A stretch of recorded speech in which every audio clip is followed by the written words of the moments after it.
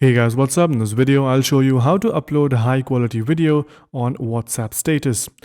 Now there's a neat little trick that you can use in order to upload at the highest quality on your WhatsApp status.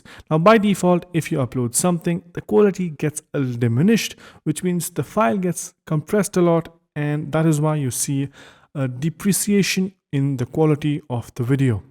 Now, how do you get a high quality video to get uploaded? Just record the content that you want to upload or select the piece of content from your gallery and make sure you select this button right here before sending it to yourself. Now, it's important. You have to come to this section where it says you, which means you have to search for this. This is you yourself. You can send messages to yourself. Once you're in here, you can record anything that you want.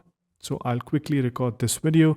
Since I want this video at the highest quality, I'll go ahead and select this button right here which says HD. After that, you can quickly send this to yourself. And once you have sent it to yourself, you can quickly click on the forward button and click on my status.